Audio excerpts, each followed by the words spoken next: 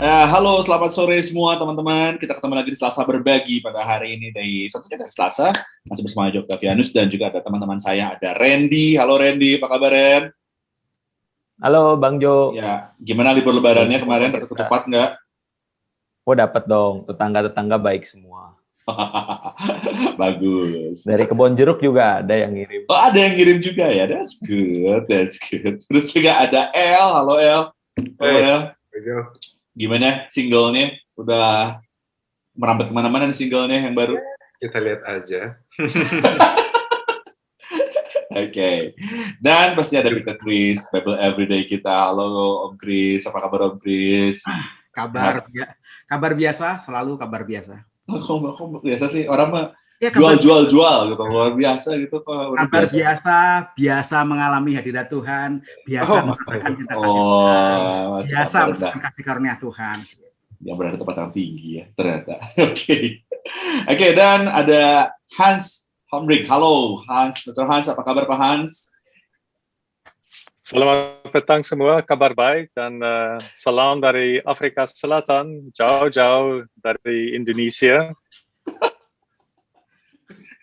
It's kind of weird because the appearance is not Indonesian, but he speaking bahasa, so it's like kind of weird in our brain. Kalian bingung ya, ngeliat ada wajah muka bukan orang Indonesia, tapi baca di bahasa Indonesia. And Pak Hans is from Biblika, right Pak Hans? Ya, saya dari ahli Biblika atau masyarakat Alkitab internasional atau antara bangsa dan Biblika bertanggung jawab dari terjemahan Alkitab New International Version dan juga lebih daripada 80 terjemahan Alkitab di keseluruhan dunia. Memang di bahasa-bahasa yang besar seperti bahasa-bahasa nasional atau bahasa-bahasa regional di beberapa tempat di dunia. Dan sekarang saya bertanggung jawab dari penerbangan training platform for translators di keseluruhan dunia juga. Oke. Tadi jadinya ngomongnya sedikit loh, cuma bisa sedikit bahasa loh. Kenapa jadi ngomongnya bahasa semua? You promised us to speak English a little bit. Saya coba saja. Oke. So, nanti kita akan ngobrol lagi tentang apa itu Biblika, karena kita akan banyak ngomong tentang terjemahan Alkitab. Saya akan kasih tahu apa yang kita bahas pada hari ini. Nah, tapi sebelum kita mulai, seperti biasa, pasti ada informasi-informasi yang akan saya bagikan untuk teman-teman semua. Yang pertama adalah, ini adalah Selasa Berbagi, waktu kita semua untuk mulai teringat untuk kita bisa berbagi kehidupan pada orang-orang sekitar kita, membagi Injil. Karena saat ini ada begitu banyak orang, kita seringkali mikir ada orang-orang yang belum dengar Injil itu adalah orang yang jauh dari tempat tinggal kita. Tapi mungkin orang itu adalah orang yang dekat dengan tempat tinggal kita. So, kenapa nggak mulai sekarang coba mikirkan, mendoakan mereka, dan memberitakan Injil, kabarkan Injil menjadi saksi Tuhan, untuk ceritakan Injil pada mereka. Dan kamu juga bisa menjadi bagian dari Pijar TV dengan mensupport apa yang dilakukan oleh Pijar TV saat ini, dengan mendonasikan anak kamu. Dengan mendonasikan anak kamu, berarti kamu juga sedang membantu Pijar TV menyebarkan Injil sampai ke seluruh pelosok-pelosok Indonesia, karena ini bukan masalah berapa banyak yang kamu berikan, tapi ini adalah tentang kepedulian kita supaya ini bisa diberitakan. Ada nomor rekening BCA 5055182121 sama Yayasan Media Indonesia yang kamu bisa gunakan. Lalu juga kamu bisa menyaksikan acara kita Transvision di Transvision 178, jadi Pijar TV dapat saksikan Transvision 178, atau kamu juga bisa saksikan secara streaming 24 jam di www.pijar.tv. Kalau kamu mungkin punya pertanyaan, permohonan doa, ada komentar ataupun saran, apapun itu silakan. Kamu bisa scan QR code yang terletak di layar ini, atau kamu bisa save nomor kita 0813-8700-2055, lalu WhatsApp aja. Lalu akan ada tim respon Pijar TV yang siap untuk melayani kamu untuk menjawab semua pertanyaan kamu. Dan kita juga selanjutnya mengundang kamu untuk kamu bisa mampir ke online shop Pijar TV, karena tentunya nanti akan ada informasi lagi yang pasti saya akan kasih di sini ya, yang berhubungan dengan Bible. Tapi sini dulu, mundur lagi. Indonesia Pijar TV ada begitu banyak merchandise, lalu juga pengajaran-pengajaran dari Pak Bambang Nusena, Pak Soru yang kalian bisa dapatkan di Alkitab TV, dapat di Tokopedia atau Shopee. Alright, so first of all kita mau ngebahas tentang satu topik yang menarik hari ini. Terjemahan Alkitab. Terjemahan Alkitab ini apakah mengurangi esensinya, mengurangi dari keasliannya? So today we are going to discuss about translations of the Bible itself. So if the Bible will be translated, or the Bible is translated, it's gonna be like less meaning the original scriptures, or it's gonna be equipped as a believers. Jadi apakah ini akan melengkapi para percaya malah, atau mungkin sebaliknya tidak sesuai dengan bahasa aslinya? Apakah ini akan mengurangi maknanya? Nah, tapi maybe Hans, from the opening, is there anything else that you're gonna share about Biblica itself, because you are come from Biblica, right? So maybe you can tell us more about Biblica, what you're doing in Biblica, maybe yourself, what you're doing in Biblica also. So you may tell us, please. Terima kasih, Pak Joe. Yes, Biblica is based on the Bible. So first and foremost, we are about translating the Bible Jadi Biblica itu semuanya tentang terjemahan into languages that people can understand today. Bahasa-bahasa supaya orang bisa ngerti. So we do contemporary translations into bahasa sehari-hari. Oh, oke. Dan mencoba untuk menerjemahkan Alkitab ke dalam bahasa sehari-hari atau bahasa kontemporer. Okay. So these, and as I said before, we steward the translation of the New International Version of the Bible. Oke, kalau teman-teman tahu NIV, Biblica juga salah satu lembaga yang mensupport NIV. And the NIV has a history of more than 50 years of a committee of more than 15 scholars constantly revising the text of the New International Version. Perlu Anda ketahui bahwa NIV itu sebetulnya sudah secara konsisten 50 tahun mereka berjalan untuk terus memperbarui dan memperbarui isi dari NIV itu sendiri, didukung atau disupport oleh 15 ahlinya, ya, ahli teologi, ahli terjemah di dalamnya, untuk menjaga terjemahan dari NIV itu sendiri. Memang. Sometimes people ask us, why do you continue to translate the Bible if it was translated and published for the first time in 1978, the New Testament, and 1984, the whole Bible? Orang seringkali tanya, kenapa masih terus dibuat terjemahan ya, padahal itu kan sudah ada tahun 78, tahun 84, lalu kenapa tetap melakukan hal itu, menerjemahkan terus? And there are a few important reasons for this. The first one is that language changes. Oh, alasan yang penting yang pertama adalah karena seringkali kamu tahu bahwa bahasa itu berubah. Ada banyak perubahan dalam bahasa. The English that we speak today is not the same English as people spoke in the 15th century or even 50 years ago. Some words change meaning, and that's why we need to revise the translation. Sebagai contoh, bahasa Inggris yang kita tahu hari ini itu beda banget sama bahasa Inggris pada abad 15 atau 50 tahun yang lalu. Itulah kenapa kita harus tetap berkonsisten untuk tetap bisa merubah sesuai dengan konteksnya. The same is true in any language, in Indonesia or Russia or German or French, Spanish. All of these languages changed over time. Itu nggak cuma bahasa Inggris aja, bahasa Indonesia juga, bahasa Prancis, Rusia, sampai semua bahasa di dunia ini juga mengalami perubahan dari tahun ke tahun. The second important reason is that there are new advances in biblical scholarship.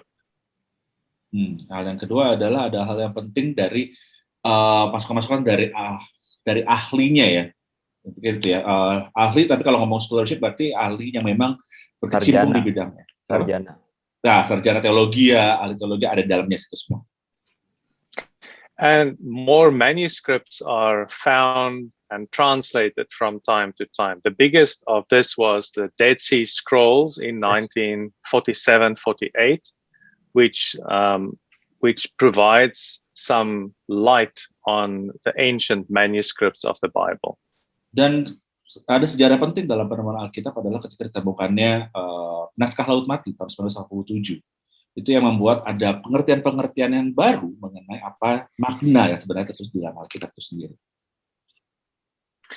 So if we want to ensure that people can understand the Bible, we need to continue to revise the Bible to make sure it speaks the language that people understands today, and it is appropriate in terms of the worldview of the hearers. Jadi kalau kita punya komitmen untuk memastikan bahwa orang-orang bisa mengerti apa yang mereka baca dalam Alkitab, artinya kita juga mesti konsisten dalam merevisi terjemahan-terjemahan tersebut supaya semakin bisa dimengerti oleh pembacanya. So Bible translation is the one leg that Biblica stands on. Then we also focus on rising generations, so young people of the future. Oke, rising generations and the futures itu adalah bagian lain yang dikerjakan oleh Biblica. And then the third leg is the frontline church.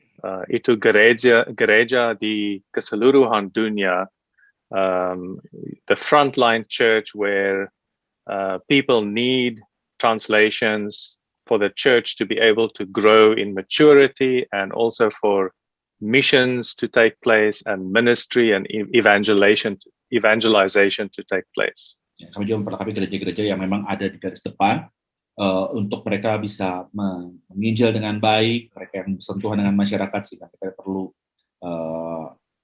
perlu bahan-bahan Alkitab ini supaya mereka bisa menjelaskan Alkitab dengan baik, mengajar tentang Alkitab dengan baik. Okay. Ya, terima kasih. Wow, thank you Hans. So, based on our theme right now, sesuai dengan tema apa yang kita akan bahas hari ini adalah apakah Alkitab dengan diterjemahkan akan mengurangi keasliannya. So, this is our discussion actually, Hans. In the Great Commissions, Jesus that's the Great Commissions. It means that Jesus comes and his disciple to teach and disciple, right? So all the nations, and as we know that when we try to teach someone about the truth, it means that it has to be from the Bible itself. And we know Bible has been translated into languages, so it can make easy for all the readers to know, to learn about the Bible itself. But there's a controversial when we talk about translation itself.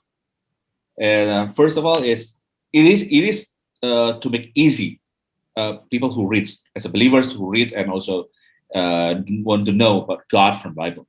But the things that we have to think about it is when we translate it into language, not give them the original language, it means that every readers will read based on their perspective.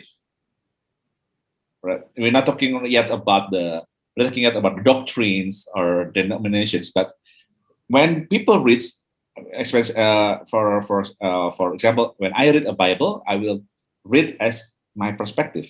Maybe Randy gives different perspective, L and Chris also have different perspectives. So, what do you think about this opinion? So, jadi yang saya tanya adalah, zaman agung kan Tuhan ajarkan untuk kita menjadikan semua bangsa muridnya. Itu kan ajaran Amat Agungnya. Nah, tentunya dengan Amat Agung kita sebagai orang percaya tahu bahwa base-nya pasti dari Alkitab, itu pastinya. Nah, tapi kita juga tahu bahwa Alkitab memang dipermudah dengan menerjemahkan, mempermudah semua orang untuk bisa membaca Alkitab itu sendiri.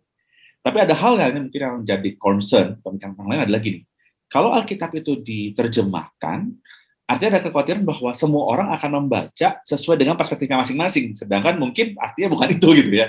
Nah, bagaimana pendapatnya tentang hal ini? Ini kita belum bicara tentang doktrin atau denominasi apa enggak. Ini bicara tentang saya bikin bisa baca dengan cara saya, pengertian saya berbeda dengan Randy, L ataupun Chris. Hans, maybe you can give your opinion maybe. First of all, thank you. Saya boleh mula bercakap. My perspective is that through the Bible, God speaks to humanity, to humankind. And the God that speaks to us is a God of love, but also a God of justice. Ya, Alkitab adalah cara Tuhan untuk berbicara pada manusia. Ketika Tuhan bicara kepada manusia secara kasih dan juga adil. And through the Bible, we read of God's involvement with mankind throughout the ages. Ya, lewat Alkitab kita tahu bahwa itu adalah cara Tuhan mendampingi manusia lewat beberapa periode masa waktu. And God speaks to us, and He challenges each one who listens to His word, who reads His word. Tuhan berbicara dan juga menantang kita pada mereka yang mendengar sabdanya. And He wants us to change our lives, to change our thinking, to change our behavior, to come to understand His will for our lives. Ya, Dia pengen kita untuk bisa mengerti lewat tingkah laku kita, lewat kebiasaan kita, masuk dalam kehidupan kita lewat firman. So it's quite understandable that each one of us will come to the Bible with our own perspective, with our own beliefs, with our own ideas. Nah, dengan cara pikir seperti itu, kita jadi ngerti bahwa semua orang pasti punya perspektif sendiri dalam baca Alkitab sesuai dengan pribadinya masing-masing, dengan caranya masing-masing, dengan idenya masing-masing. But if we read the Bible with an open mind and with an open heart, God will challenge us, and He will change us, and He will transform us in our thinking and in our actions and in our life. Tapi kalau kita baca Alkitab dengan hati yang terbuka, dengan pikiran yang terbuka, maka Tuhan menantang setiap pembacanya untuk mengubah cara pikir, mengubah cara hidup, dan juga mengubah bagaimana kita harus menjaga kehidupan kita sesuai dengan firman-Nya, sesuai apa yang Tuhan mau. Oke, guys. So let me stop there and give some of the others opportunity to respond. Oke, Ren, ada gimana Ren kalau dari lu, Ren? Ada respon apa Ren dari pertanyaan? Mungkin ada pertanyaan ya, kan dari pembicara pembuka kita ini. Iya, kalau buat aku pribadi sih memang pada akhirnya kita mesti menanyakan kepada diri kita sendiri, apa sih yang menjadi tujuan dari kita membaca Alkitab, bahkan menerjemahkannya ke banyak bahasa kayak gitu kan.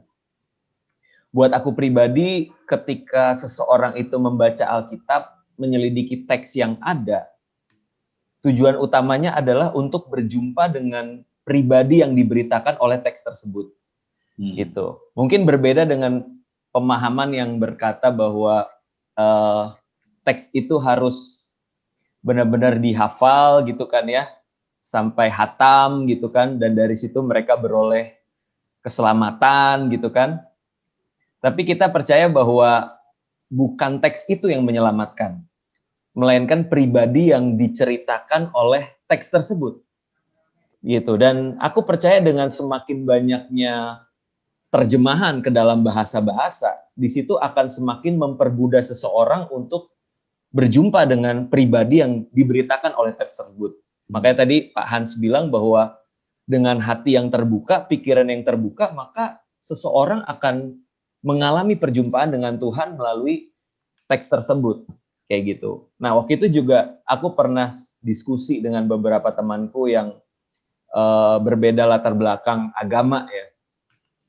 Mereka bertanya, mengapa sih Kristen itu tidak menjaga keaslian bahasanya gitu kan? Minimal misalkan ada Alkitab, ya ini bahasa Aramaik, ini bahasa Ibraninya, bahasa Yunaninya, baru di sampingnya bahasa Indonesia, misalnya gitu kan, disejajarkan gitu. Sedangkan kami kan menjaga benar teks itu sendiri kayak gitu. Nah, yang pertama yang mungkin buat aku menjadi argumen adalah ketika seseorang membaca teks, termasuk teks aslinya, bukankah ketika mereka membaca dan berusaha mengartikannya, di situ sudah masuk yang namanya interpretasi? Ya nggak? Even bahasa asli itu sendiri membutuhkan interpretasi untuk menangkap satu makna di balik itu gitu.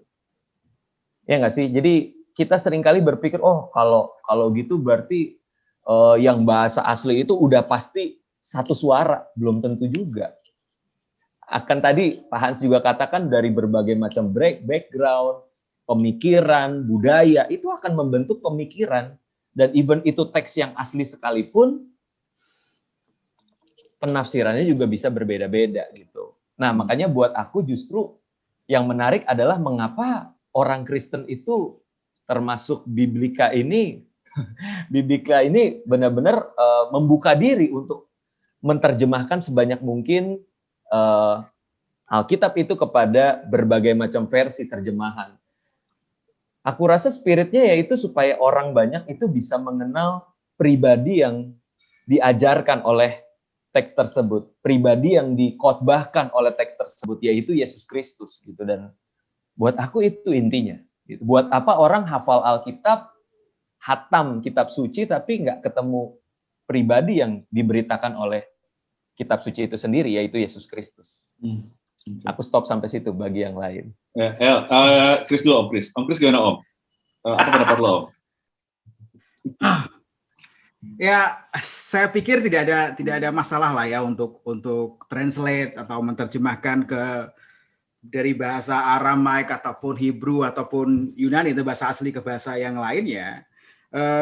Karena tujuannya untuk memperkenalkan, dan juga perintah Amanat Agung juga mengatakan pergilah jadikanlah semua bangsa muridku. Itu bagi saya cukup jadi kunci bahwa bangsa-bangsa adalah tujuan daripada Amanat Agung ini, dan akan lebih mudah mengajarkan apa yang Yesus ajarkan dengan bahasa daripada bangsa yang dituju, daripada double action, mengajarkan bahasa asli ke bangsa yang dituju, kemudian mengajarkan konten daripada pengajaran itu. Jadi saya rasa dalam tugas seorang translator itu sama, selaras dan saling bersinergi dengan misionaris pada umumnya, dan kita semua ketika membawa pesan Injil ini kepada semua bangsa, sehingga semua bangsa bisa mudah mengerti dengan bahasa yang mereka pahami di saat ini, di waktu daripada message tersebut, pesan tersebut disampaikan. Karena sama, orang-orang di tahun 50-an Indonesia dengan bahasa yang zaman itu berbeda dengan bahasa Indonesia di zaman sekarang ini. Itulah sebabnya ketika tadi Bapak Hans mengatakan kita akan terus untuk revisi.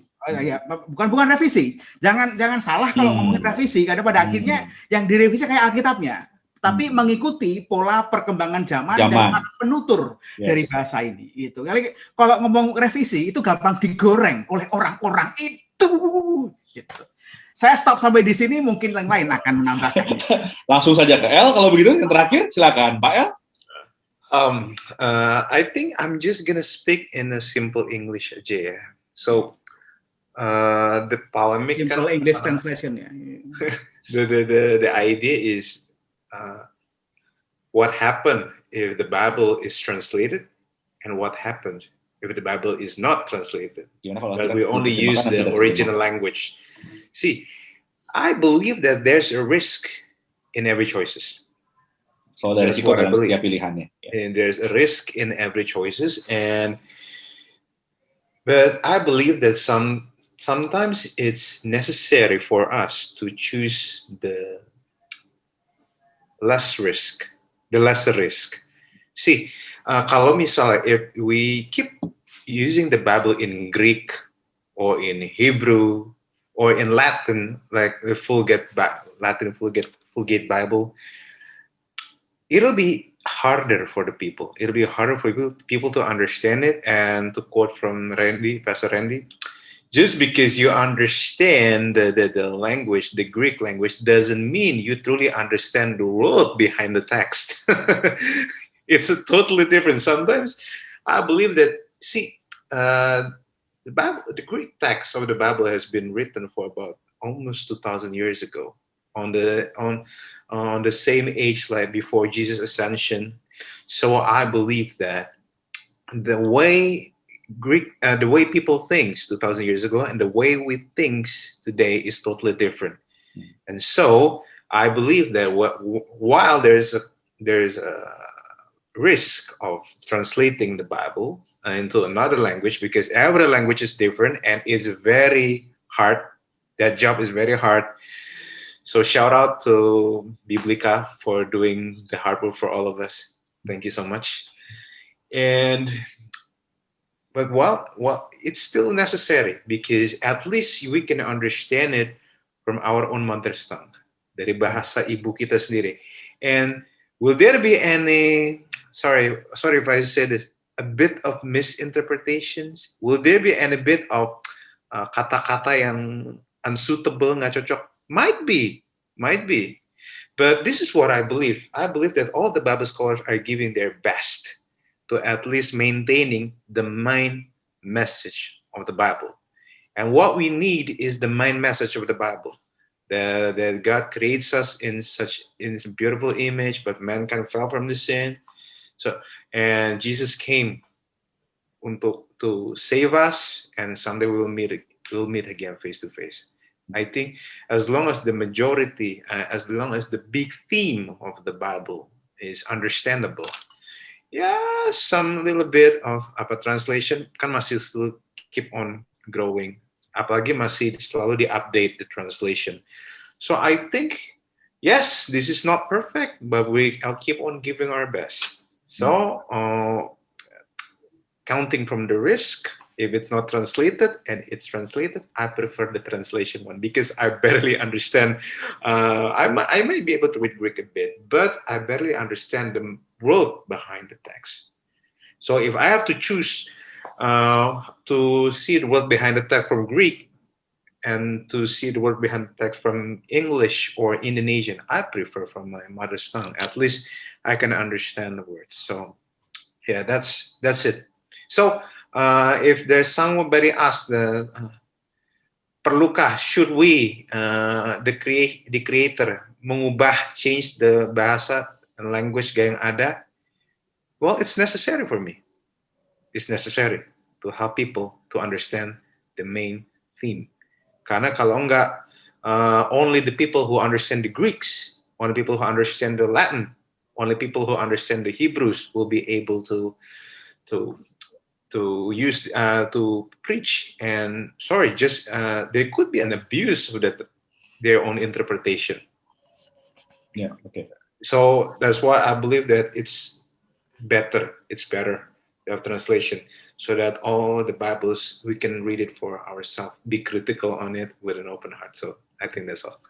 Ya, tadi coba jelasin bahwa ini kalau El lebih tertarik untuk bukan masalah sekedar untuk membandingkan terjemahkan atau tidak terjemahkan, karena kedua-duanya memiliki resiko. Bagian kita adalah memilih mana yang resikonya lebih kecil, karena dua-duanya memang ada kekurangan, tapi dua-duanya punya kelebihan gitu kan. Tapi kalau misalnya El boleh memilih, pilihan dia adalah membaca dari terjemahan Indonesia. Kenapa? Karena bahasa Indonesia adalah bahasa aslinya dia adalah orang Indonesia dan dia mengerti bahasa Indonesia. Dia akan lebih mengerti ketika membaca teks dalam bahasa Indonesia.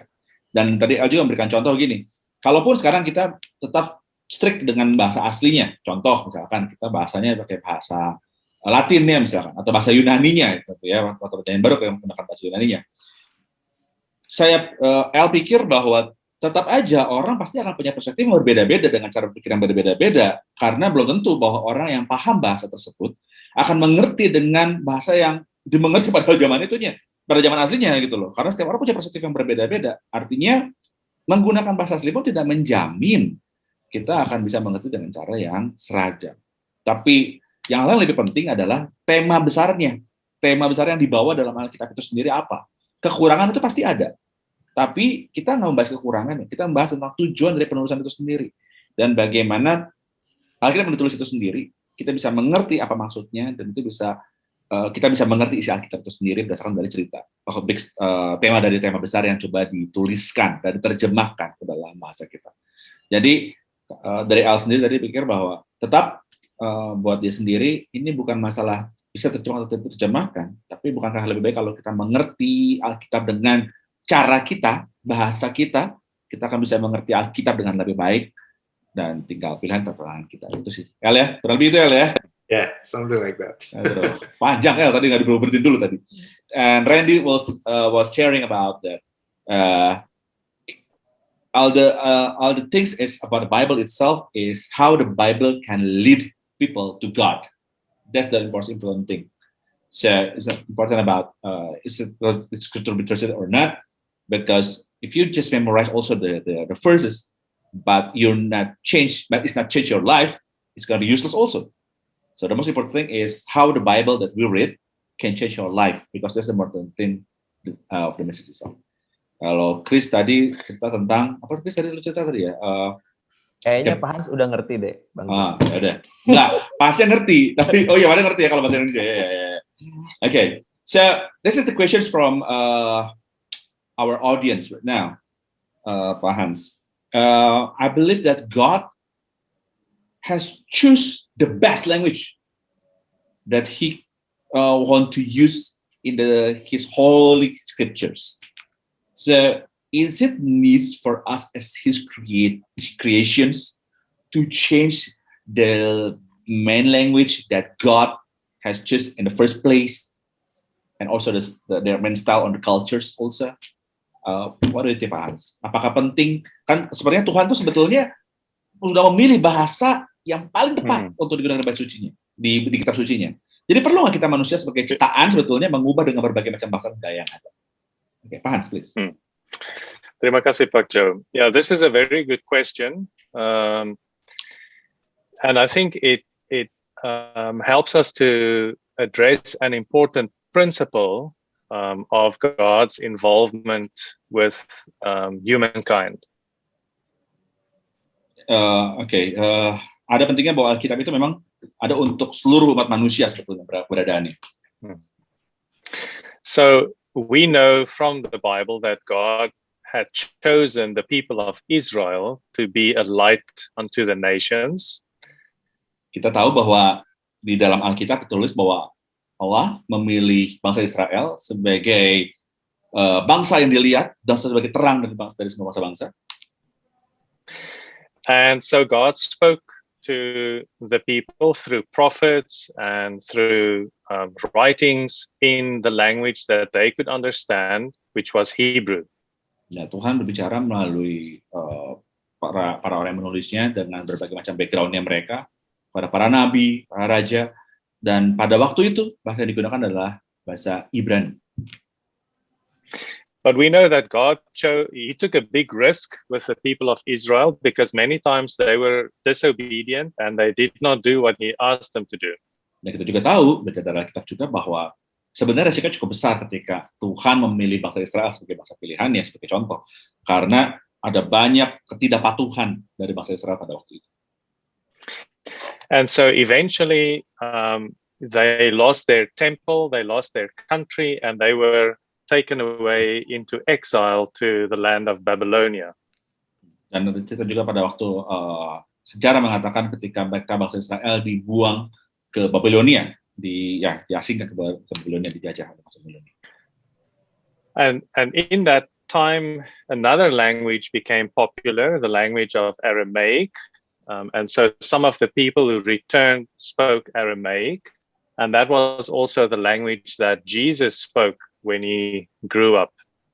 Dan pada waktu mereka kembali lagi ke tanah perjanjian setelah dari jajahan yang tadi disebutkan, bangsa Israel menggunakan bahasa yang dikenal adalah Aramik, dan Anda juga tahu bahwa itu adalah bahasa yang digunakan oleh Yesus untuk berbicara pada saat itu. And from the 3rd century before Christ, the Greek language spread rapidly under Alexander the Great. And so in the Hellenistic world, Greek was the lingua franca, the common language. Dan pada abad ketiga sebelum Masehi, bahasa Yunani itu tersebar dengan begitu luas, terutama sejak adanya Alexander Agung yang Yunanikan dunia. Yunanikan dunia. Ya itulah ya. Jadi dia spread suka kuasanya kemana-mana, dan bahasa Yunani akhirnya kenal di seluruh bangsa. Banyak bangsa. So the Bible actually comes to us in 3 original languages, Hebrew, Aramaic, and Greek. Jadi sebenarnya Alkitab itu ada tiga bahasa utamanya, yaitu Ibrani, Yahudi, dan Aramik sebetulnya. Ibrani, Yunani. And for many years, people thought that the language of the New Testament was a holy language. It was a special language because it's different from classical Greek. Dan kita pikir pada waktu itu perjanjian baru dengan menggunakan bahasa Yunani yang dikenal tuh itu sepertinya bahasa yang spesial, bahasa yang istimewa, dan yang istimewa pada waktu itu karena berbeda dengan bahasa-bahasa yang lain digunakan. Until they found manuscripts in potsherds from everyday life, and they saw shopping lists, and they realized that the New Testament Greek is a Koine Greek. It's the bahasa sehari-hari of the Greek people of the time. Sampai akhirnya ditemukan ternyata bahasa Yunani yang sebenarnya tulis itu adalah bahasa Yunani sehari-hari sebenarnya yang digunakan. So the principle is God speaks to people in a language that they can understand. Jadi pada prinsipnya adalah Tuhan itu menggunakan bahasa yang bisa dimengerti oleh manusia sebetulnya. And so if we take that principle, that means because God communicates, we also communicate, and we can translate that message into languages and cultures today so that people can also understand His word. Karena hal yang paling penting kita mesti tahu bahwa Allah tuh berkomunikasi. Kita berkomunikasi dengan sesama manusia. Dan itulah cara Allah untuk bisa membawa firman-Nya untuk bisa dimengerti pada sesama manusia melalui budaya. When Jesus became a man, he became a Jew in the 1st century. He didn't become a South African or an Indonesian or a Russian. He became a Jew in the 1st century because he lived in time and space. But we live in a different time of history, and God still continues to speak to each one of us through His word. And that's why we need to continue to translate His word so that people all around the world can understand. Yesus pada waktu mengambil rupa jadi manusia, di abad pertama, dia mengambil rupa menjadi orang Yahudi. Itu adalah bagian dia pada waktu itu yang pada waktu dia jadi manusia tentunya dengan keterbatasan waktu dan tempatnya, tanda kutip ya. Tapi kita saat ini hidup sebagai orang, contohnya kita sebagai orang Indonesia. Tentunya kita coba untuk mengerti dengan cara kita untuk mengerti dan cara pikir pada zaman itu ya. Pada zaman itu. Jadi tentunya kita mesti mencoba untuk mengerti apa yang coba disampaikan. So when God sent His Son, He took a big risk. Yesus, itu ada resikonya. Yeah, because people could misunderstand Him or could reject Him, and that happened indeed. Karena resikonya Allah jadi manusia itu adalah orang pasti akan menolak Dia, dan itu yang terjadi. Even though they could understand His physical words and see His miracles, many people still rejected Him because that was offensive to them. It wasn't what they expected. Jadi kamu bisa bayangin, pada waktu Yesus jadi manusia aja dan Dia bicara langsung aja, itu bisa disalah mengertikan oleh manusia pada saat itu. They expected a different kind of a Messiah, a different king. Karena mereka mengharapkan Mesias yang berbeda menurut versi mereka, sebetulnya raja yang berbeda. In the same way, translation today, and we often say that as translators, translation is a risky business. Dan kita tahu bahwa orang bilang menerjemahkan itu adalah hal yang beresiko, sama seperti yang bilang. Because the translation can be misunderstood if we are not careful to translate accurately and well. Karena terjemahan juga bisa disalah mengertikan kalau kita nggak berhati-hati dan bisa mengatur dengan baik. But that should never keep us from translating, because God sent His Son into the world, and He sent His message into the world, and we need to continue to proclaim that message by translating the Bible so that that message is available for the whole world to hear. Dengan segala risiko yang ada, itu jangan sampai memberhentikan kita untuk kita terus menerjemahkan Alkitab, sama seperti Allah yang tahu resikonya dengan mengirimkan Yesus menjadi manusia. Itu risiko yang besar, tapi tetap dilakukan. Artinya Injil tetap harus diberitakan sampai ke seluruh dunia, dan itu yang kita harus lakukan secara konsisten. And if we expect, like Pak El said, for everybody to learn Hebrew and Aramaic and Greek, we will never reach the whole world with the message of salvation. Dan kalau kita mengharapkan semua orang harus belajar bahasa aslinya seperti yang DL bilang, kita harus belajar bahasa Latinnya atau bahasa Yunaninya atau bahkan bahasa Ibraninya gitu kan, itu akan menyulitkan orang untuk mengerti kebenaran dan akhirnya sepertinya akan membuat orang sulit ya untuk kenal kebenaran itu setiap kehidupan mereka ya. Oke, itu cukupnya. Itu cukup. Yang lain, orang lain lagi. Om Chris, gimana Om? Gimana opininya dari pertanyaan ini Om? Opini. Tujuan keselamatan itu kan manusia, jelas di situ. Jadi ya pakai bahasa manusia. Nah, nggak mungkin pakai bahasa planet Mars gitu kan, atau bahasa alien itu kan, jelas. Karena manusia yang dituju. Jadi ya apakah tadi pertanyaannya apa? Apakah ini mengubahnya?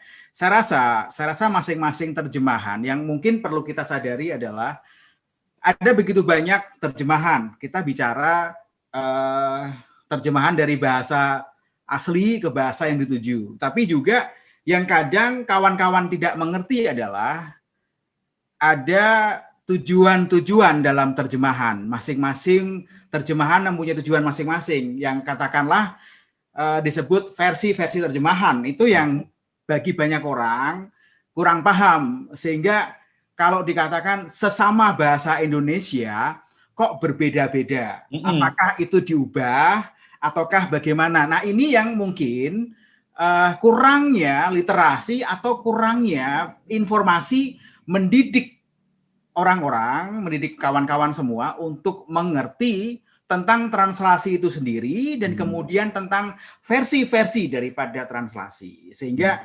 tadi opini atau pendapat ini kok berubah.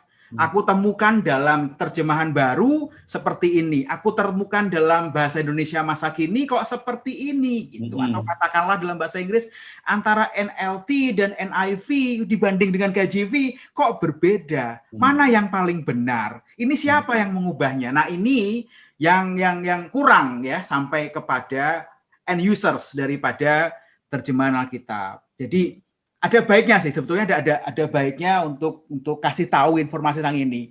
Dan juga ini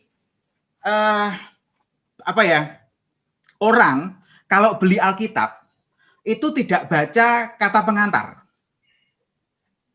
Ya itu jarang ya. Iya. Padahal kata pengantar itu penting sehingga kita akan mengerti ini Alkitab diterjemahkan dari manuskrip yang mana. Dan kemudian ditujukan untuk siapa? Itu penting. Kata pengantar itu seringkali kita tahu gitu kan. Apakah terjemahan ini word for word? Apakah terjemahan ini transfer the meaning? Jadi kayak tadi dikatakan, ataukah terjemahan ini sebuah parafrase? Sehingga ngerti, oh ya ternyata ini adalah parafrase. Jadi ya memang demikian, sangat-sangat kekinian bahasanya. Bukan mengubahnya. Aku pikir pertanyaan ini muncul ketika dikatakan berbeda-beda atau mengubahnya ya karena tidak mengerti daripada proses translasi ini. Gua ngomong daripada kayak orde baru. Oke, gitu aja sih. Oke. Tadi El sempat bagiin pendapat, tapi El mungkin ada yang tambahin nggak El? I believe saya percaya bahwa the person who asked this question orang pertanyaan ini has quite a linguistic discrimination.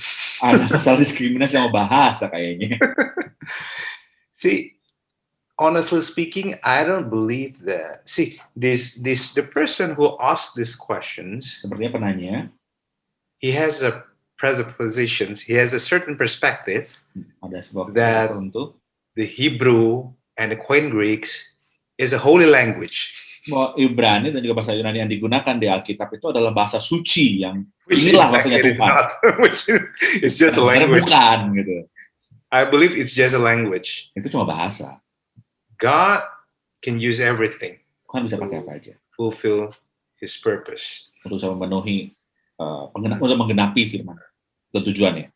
Because if we think that God used the best language, kalau kita meyakini bahwa Allah menggunakan bahasa yang terbaik, then we will fail at understanding why God chose Israels. Maksud kita kan gagal untuk mengerti kenapa Allah Israel ya. Because the best nations at the moment of is when tribe of Israel exists, there were Egyptians. Karena pada waktu sebetulnya bangsa yang bisa dikatakan bangsa yang apa ya, terpilih atau bangsa Terbesar, yang the best. terbesar. The most pada powerful saat itu, nation is Egypt. Populasi yang terbesar pada saat itu adalah bangsa Mesir sebetulnya daripada Israel. So the problem is if God really wants to use the best of the best, He should Kalau mau pilih terbaik, kenapa nggak He Mesir? should be using the Egyptians. He should be using another people Dia harus bisa pakai bahasa yang lain with a better qualifications. dengan kualifikasi yang lebih baik daripada Israel. But that's what I believe. God doesn't discriminate language. Yang saya tahu gini, Tuhan itu nggak diskriminasi terhadap bahasa. I really believe that the reason why God choose Hebrews, Jewish to board the Savior. Dan alasannya kenapa menggunakan bahasa-bahasa yang terus dalam kita saat ini. Dan apa Tuhan juga memilih juru selamat itu lahir di situ. I think one of it because of His faithfulness to His promise to Abraham. Tapi saya yakin itu semua karena dia terikat janjinya benar-benar terpenuhi ketika dia berjanji pada Abraham. Yeah. So because it's His covenant with Abraham, not because of Jewish is the best language and the best nations. That's what I really believe. Yang saya percaya Allah itu setia sama janji yang pernah dibuatnya dengan Abraham sebetulnya, bukan karena bangsa Israel adalah bangsa terbaik, tapi karena dia terikat pada janjinya Abraham. Yeah.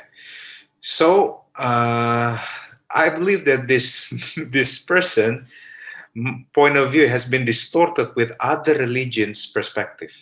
Kemungkinan orang ini sudah terdistorsi cara berpikirnya dengan kepercayaan lain.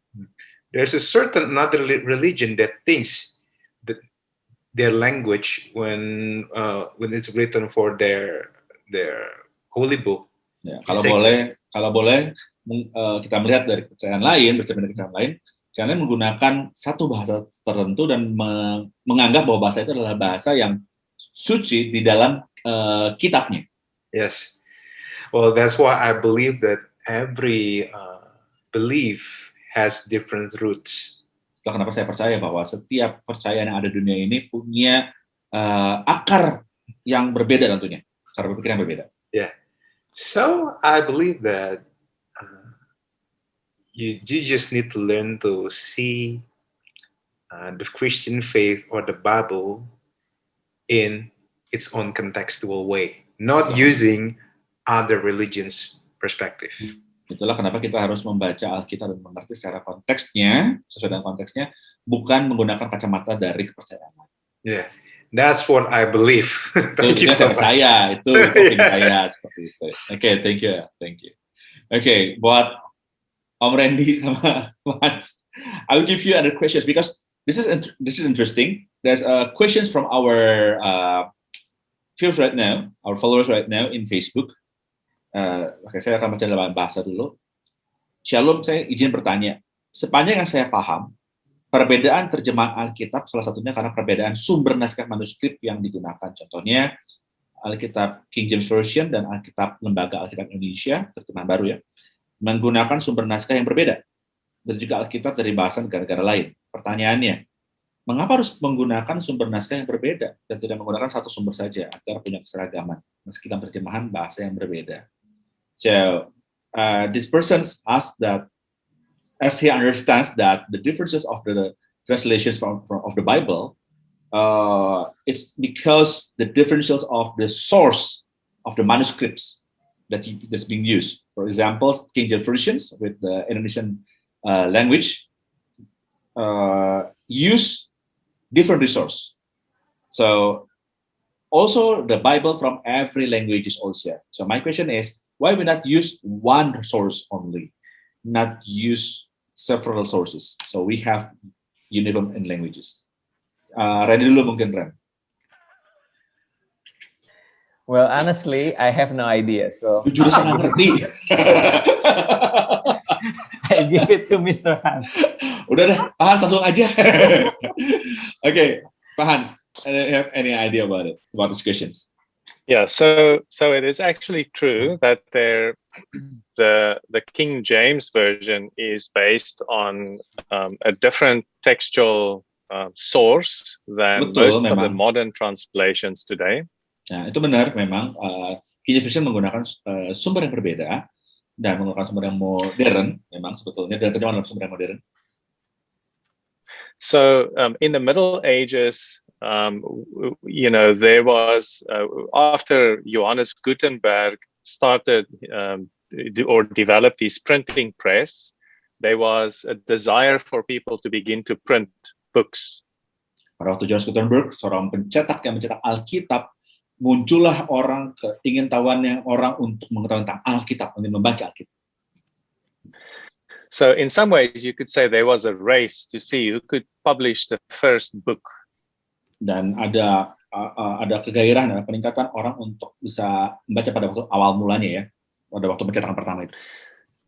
So with regard to the Greek New Testament, there was a Dutchman, Desiderius Erasmus, who published the first Greek New Testament. Nah, lalu ada what's the name of the German? Desiderius Erasmus. Erasmus. Dia adalah seorang Jerman yang pada waktu itu mencoba untuk mengartikan Alkitab juga. Itu orang Belanda. I thought it's Germans. Okay. Dutchman, ya. Orang dari Belanda. Okay, dia adalah orang Belanda. Sorry. Yeah, but because he was in such a rush to get his New Testament out, he used very late manuscripts of the Bible that he could find. Oh, karena dia punya desain yang gede banget dan dia tergesa-gesa sehingga dia menggunakan manuskrip yang berbeda. It's different manuscript, right? Yeah, different manuscripts, but all of them were after the 12th century, so they were late manuscripts. Manuskrip yang terakhir karena itu pada itu abad ke-12 ya terjadinya. And for example, for the book of Revelation, he only had one manuscript, which was missing the last 6 or 8 verses of Revelation. Pada waktu itu ada satu perbedaan di Wahyu ayat yang pasal yang ke-8. So he translated those verses back from the Latin Vulgate into Greek, and then he published his New Testament that way. Dia menggunakan Latin dalam menerjemahkan Alkitab itu di kitab Wahyu tadi ya, pasal 8 tadi itu. Yeah. So his New Testament was used for the first English translations, among others William Tyndale, who published the first English Bible. The first Bible was translated by John Wycliffe, but William Tyndale was the first one who printed an English Bible. So kalau kita tahu bahwa Alkitab Inggris bahasa Inggris pertama diambil terjemahan tadi, orang Belanda tadi, namanya adalah William Tyndale yang menggunakan terjemahan bahasa Inggris itu. Tapi ada satu lagi namanya Wycliffe. And William Tyndale's Bible was actually a very good translation because it was very dynamic in style, very meaning-based. Nah, William Tyndale ini sebenarnya menarik karena bahasa Inggrisnya cukup bisa dimengerti dan dinamis bahasanya. Mereka menggunakan kata bahasa yang dinamis. That was followed by the Geneva Bible, which was a Protestant Bible. But the Geneva Bible had side notes, which was critical about the Roman Catholic tradition. Lalu ada Geneva Bible yang mengikutinya, dan yang menarik, dia tambah ciri khasnya ada notes, ada catatan-catatan kecilnya, dan sebetulnya catatan kecil itu adalah koreksi terhadap apa yang dituliskan dalam Alkitab di Katolik Roma. So King James from England, King James the First, wanted a neutral Bible, which was not Roman Catholic or Protestant. So he commissioned a translation of the Bible without notes or comments. So none of the side notes, the catatan, the sebelah pinggirnya. Ya. Lalu King James, pada waktu Raja James, King James mempunyai pemikiran bahwa ini harus ada Alkitab sebetulnya yang tidak boleh berpihak Katolik ataupun tidak ada di sisinya luar Katolik, non-Katolik pada saat itu, dan juga tidak juga menggunakan Alkitab yang ada catat-catatannya, tapi ini benar-benar netral sifatnya dan bisa dimengerti oleh banyak orang, bisa diterima oleh banyak orang. And the King James Bible was a very good translation for its time, and it also used a lot of Tyndale's translation as part of the King James version. Dan King James version pada waktu itu adalah terjemahan yang sangat baik, karena sebagian dari apa yang dilakukan oleh King James versions adalah mengambil terjemahan dari Tyndale juga. Yaitu Tyndale adalah orang yang mengambil terjemahan Inggris pertama ya pada waktu itu. So the point I'm trying to make is that for its time, and given the manuscripts that were available through the Greek New Testament of Erasmus, the King James was a good translation, but it was based on late manuscripts, as you know, that made up the Greek New Testament of Erasmus. Ya, ingin saya sampaikan sebenarnya gini. Kita tahu bahwa King James Version pada saat itu adalah terjemahan yang terbaik pada saat itu. Tapi terjemahan terbaik sebetulnya diambil dari Tyndale, which is Tyndale juga mengambil dari terjemahan yang bisa dikatakan ada kata sebenarnya late, bukan terlambat, ya, tapi late adalah yang paling akhir, ya, manuskrip paling akhir di zaman pada saat itu, di abad pada saat itu. Nah, tapi walaupun pada saat itu adalah paling akhir, bukan berarti jelek terjemahannya, tapi justru bisa dianggap dan bisa diterima dengan baik, bisa dimengerti dengan baik.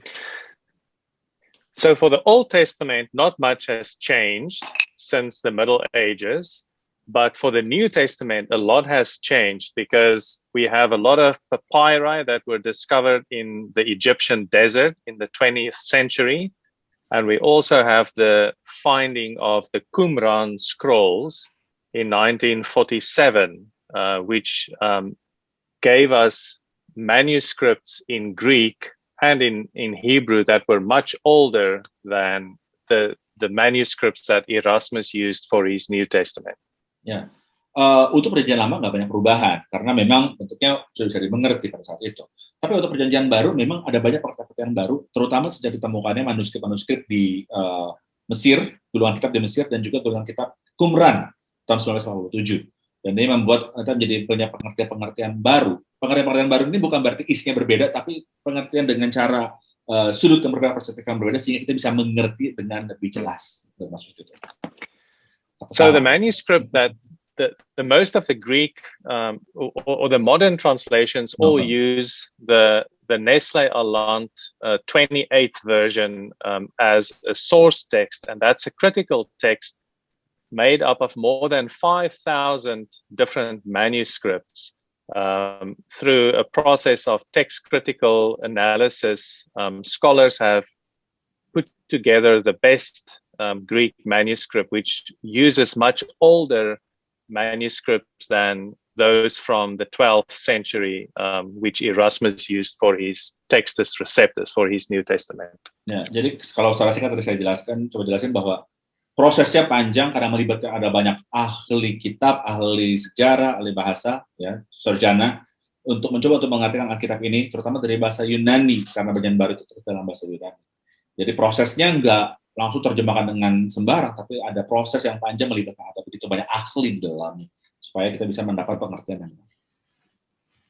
So most of the modern translations that we all know, yang terjemahan modern seperti kita tahu saat ini, the CEV, the NLT, the NIV, all of them use this source text for the New Testament. Jadi terjemahan-terjemahan yang modern saat ini seperti tadi sudah disebutkan, New Living Translations, NIV, itu semua menggunakan kritik teks yang tadi itu sudah diperlihatkan dari bahasa Yunani-nya.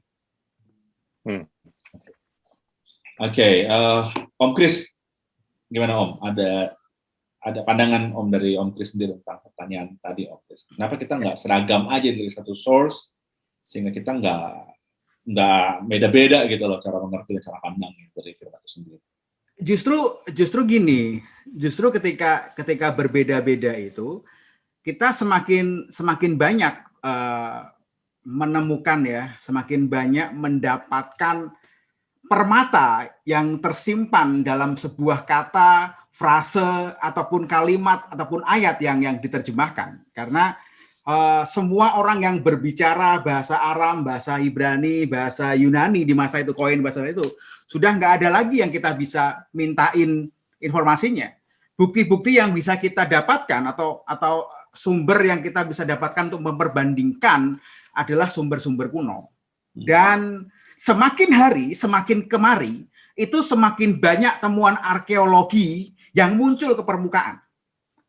Dan pada akhirnya teks yang didapatkan itu jadi semakin banyak. Ya kan, Perjanjian Baru sendiri itu banyak banget dokumen yang didapatkan. Yang tadi dikatakan sama Pak Hans, pada waktu Erasmus menerjemahkan, yang mereka dapatkan itu adalah early copies, jadi di masih muda gitu kan, teks-teks kopian yang masih muda. Dan kemudian di tahun-tahun berikutnya, di abad-abad berikutnya, itu kita temukan teks-teks yang lebih tua umurnya. Dicek di umur karbonnya itu dicek lebih tua lagi. Dan kemudian juga ada banyak perbandingan di sana. Ingat bahwa kita tidak mendapatkan teks aslinya yang ditulis asli banget, tetapi lewat beberapa pengkopi. Nah, ini menarik karena setiap temuan yang ada itu tidak saling bertentangan. Baik di masa yang lalu sekarang itu tidak bertentangan. Semakin membuktikan bahwa oleh rentang waktu yang sedemikian jauh, teks ini masih bisa dipercaya isinya. Perubahan hanya pada gaya bahasa atau pemilihan kata-kata tertentu, nggak semuanya. Gitu. Dan pada akhirnya diperbandingkan tadi ada teks-teks di luar Alkitab, teks-teks lain dalam bahasa yang sama di masa itu, ya. Itu bisa diperbandingkan, oh kalau kata ini artinya demikian, di teks lain mengatakan demikian, oh pada saat itu Plato menggunakan bahasa Yunani, Aristoteles menggunakan bahasa Yunani, oh artinya seperti ini, bukan Yunani modern seperti sekarang ini. Itu menarik. Jadi saya rasa tidak ada masalah dengan perbedaan-perbedaan yang para penterjemah pakai, kata-kata yang penterjemah pakai. Justru itu menjadi sebuah kekayaan. Dan jika kawan ini yang bertanya, membandingkannya, Anda akan menemukan sebuah permata yang luar biasa. Bahwa teks itu kaya sekali. Dan tidak bertentangan. Beneran tidak bertentangan. Justru Anda akan menemukan betapa Roh Kudus itu yang memberikan nafas kepada penulis kitab. Itu benar-benar kaya gitu. Itu Anda yakin bahwa itu bukan pilihan manusia ketika dia pakai, bahwa ada katakanlah inspirasi kalau pakai terjemahan 1 Timotius 3:16, terjemahan atau inspirasi atau dinafaskan, God breathes out gitu kan kepada teks tersebut gitu. Itu keren. Jadi jangan khawatir dengan banyak teks yang berbeda. Justru itu sebuah kekayaan yang tidak dimiliki oleh kitab-kitab yang lainnya. Mantap. Oke. Thank you. Nah, siapa? Ini kita mau tutup. Siapa yang mau ambil conclusion? Hans, I will ask you for conclusions, short, conclusions from you. Tapi Raga atau Randy, siapa yang mau kasih? Oke. Randy dikasih sedikit ya. Oke. Gimana? Hah? Lu enggak? Oh, enggak. Oke, Randy deh kalau gitu. Oke. Menarik ya tadi, benar-benar mencerahkan juga buat gue pribadi bahwa kalau gue pengen lihat sedikit dari mungkin eklesiologi ya, dari gereja bagaimana memandang tentang teks ini gitu. Kita sepatutnya bersyukur untuk mereka yang berani mengorbankan dirinya supaya teks-teks Alkitab ini bisa disebarluaskan ke berbagai orang, berbagai bahasa gitu ya, untuk bisa diterima secara umum. Yeah. Karena termasuk Tyndale sendiri kan harus mati ya untuk bisa menerjemahkan teks tersebut kayak gitu. Dan kita tahu di situ juga terjadi fenomena di mana kaum klergi, orang-orang yang dipandang sebagai rohaniawan itu memanipulasi ya teks yang ada karena mereka yang punya kuasa atas itu punya otoritas untuk mengartikan teks tersebut sehingga orang-orang menjadi disesatkan oleh karena itu. Dengan semangat yang sama, Alkitab ini diterjemahkan, dibahasakan dengan begitu mudahnya untuk kita bisa mengerti.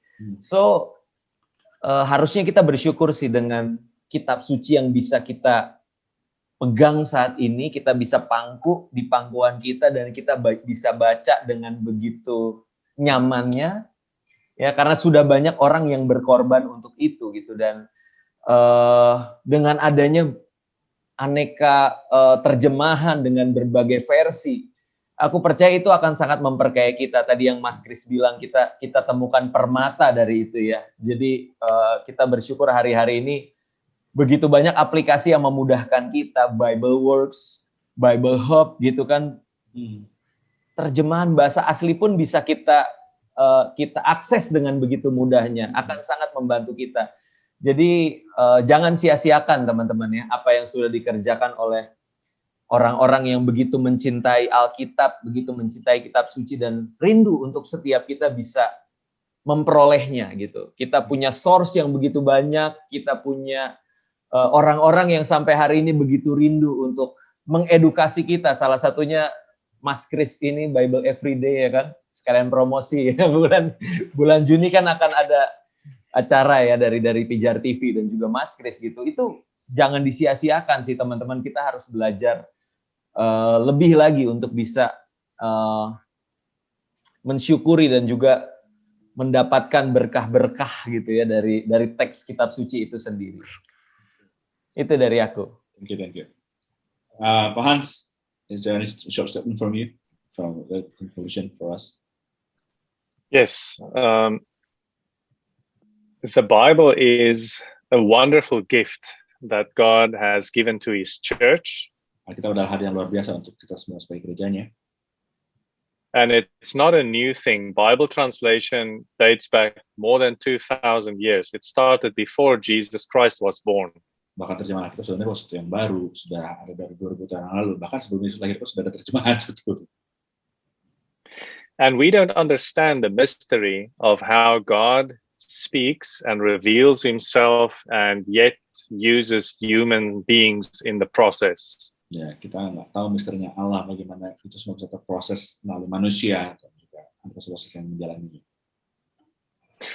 This is a mystery we cannot fathom, but God uses human beings as part of the process to write His word in the first place and also to translate His word. Kita nggak tahu misteri Allah yang Tuhan lakukan pada waktu itu, pada waktu firman itu tertulis, teman. Kita percaya bahwa ada tujuan tertentu yang Allah coba sampaikan melalui tulisan-tulisan tersebut. So it is the responsibility of the church worldwide to continue this process to translate the Bible into more languages so that the whole world can hear. Untuk melanjutkan proses terjemahan itu agar semua orang di dunia bisa mendengar kabar baik itu. So we can only pray that God would give us wisdom as we carry this responsibility to translate His word well. Supaya kita bisa terus bertanggung jawab ini untuk bisa menerjemahkannya dengan baik kepada mereka. Okay, thank you Pak Hans and also for Terima kasih Pak Jo. and for all my friends here, for all friends also. Jangan lupa juga seperti tadi apa yang udah Ren sempat bilang. Saat ini kita lagi ada free webinar mulai Jumat minggu depan, ya. Teman-teman, jadi setiap Jumat jam 7 malam. Baca Alkitab setiap hari bukan baca renungan yang akan dibawakan hari ini akan dibawakan oleh Peter Chris. Kali pendaftarannya di SFID Everyday. Ini adalah topik-topiknya mulai tanggal 20 Mei minggu depan. Ada apa dengan Alkitab? Alkitab bukan buku biasa, kawan atau lawan, pustaka sastra, baca atau gali, dan webinar ini gratis. Ya, webinar ini gratis. Dan setiap hari Jumat jam 7 malam akan dibuka oleh Peter Chris pada tanggal 24 Mei sampai tanggal 25 Juni 2021. Ya, jadi silakan daftarnya ke SFID Everyday. Ya. Oke, dan ada Synergy Amplifiers tanggal 29 Juni sampai 1 Juli di YouTube dan Zoom. Silakan cari informasinya di amplifier.com. Ada teman-teman kita nih yang udah langsung di sini juga ya. Oke. Thank you guys. Thank you Pak Hans once again from Biblica. professionals. Thank you for your Thank you, Pak patience. Terima kasih Pak Hans. Dan itulah Terima kasih semua. tadi apa yang kita bahas tentang terjemahan Alkitab, supaya apa yang kita lakukan juga bisa terima. Oh, ternyata Alkitab itu memang terjemahkan supaya kita bisa lebih mengerti makna yang lebih penting atau mentransformasi kehidupan kita, itu yang pasti. Dan thank you Om Chris, Randy dan juga El yang tentunya nggak pernah padam, selalu nemenin kita di setiap hari Selasa. Padam. Oke, kalau gitu langsung aja saya pamit. Saya Dr. Venus, kita undur bersama Pijar TV. Salam terang bagi Indonesia. Indonesia.